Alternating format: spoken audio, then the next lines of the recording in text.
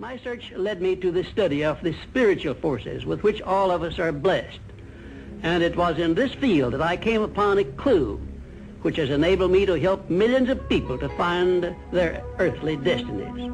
I want to describe my discovery in the simplest terms possible, because it will reveal to you why it is true that whatever the mind can conceive and believe, the mind can achieve, regardless of how many times you may have failed in the past or how lofty your aims and hopes may be.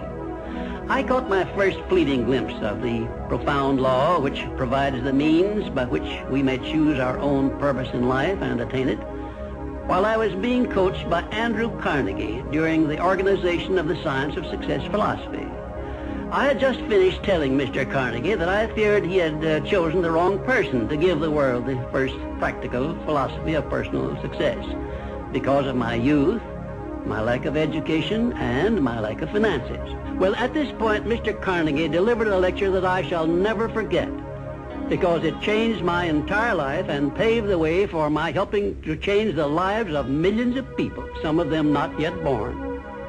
Let me call your attention to a great power which is under your control, said Mr. Carnegie, a power which is greater than poverty, greater than the lack of education, greater than all of your fears and superstitions combined.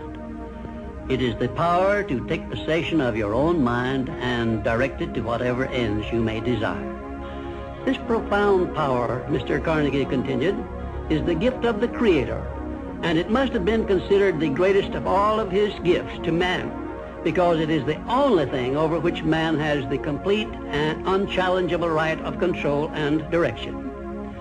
When you speak of your poverty and lack of education, Mr. Carnegie explained, you are simply directing your mind power to attract these undesirable circumstances, because it is true that whatever your mind feeds upon, your mind attracts to you. Now you see why it is important that you recognize that all success begins with definiteness of purpose, with a clear picture in your mind of precisely what you want from life. Then Mr. Carnegie continued his speech with a description of a great universal truth which made such an impact upon my mind that I began then and there to give myself a new outlook on life and set up for myself a goal so far above my previous achievements that it shocked my friends and relatives when they heard about it. Everyone, said Mr. Carnegie, comes to the earth plane blessed with the privilege of controlling his mind power and directing it to whatever ends he may choose.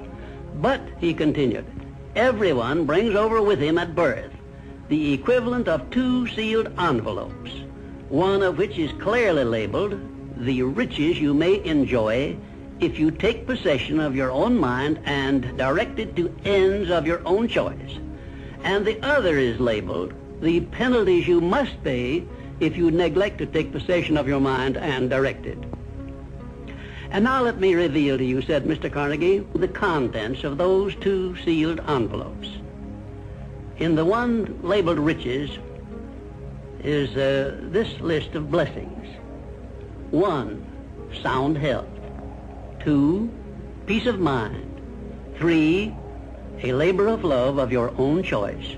4, freedom from fear and worry. 5, a positive mental attitude.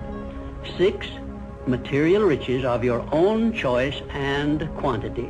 In the sealed envelope labeled penalties, Mr. Carnegie continued, is this list of the prices one must pay for neglecting to take possession of his own mind. 1, ill health. 2, fear and worry. 3, indecision and doubt. 4, frustration and discouragement throughout life. 5, poverty and want. 6, and a whole flock of evils consisting of envy, greed, jealousy, anger, hatred, and superstition. Now, my mission in life is to help you and everyone who needs my help to open up and use the contents of the sealed envelope labeled riches. And the starting point from which you must take off if you wish to write your own ticket from here on out for the remainder of your life, I will describe for you in these simple instructions. 1, procure a neat pocket-sized a notebook, or something on the order of this one here, loose leaf affair. And on page 1, write down a clear description of your major desire in life, the one circumstance or position or thing which you will be willing to accept as your idea of success. And remember before you begin writing that your only limitations are those which you set up in your own mind or permit others to set up for you. And 2, on page 2 of your notebook, write down a clear statement of precisely what you intend to give in return for that which you desire from life.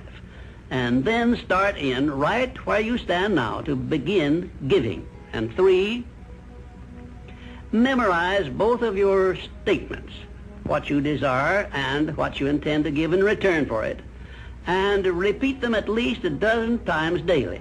And always end your statements with this expression of gratitude for the blessings with which you were gifted at birth. I ask not, O divine providence, for more riches, but more wisdom with which to accept and use wisely the riches I received at birth in the form of the power to control and direct my mind to whatever ends I desire. If you are not too successful or self-satisfied to accept and express this profound prayer, if you accept it and express it in the same spirit of humble sincerity in which I pass it on to you, a new and a better world will reveal itself to you.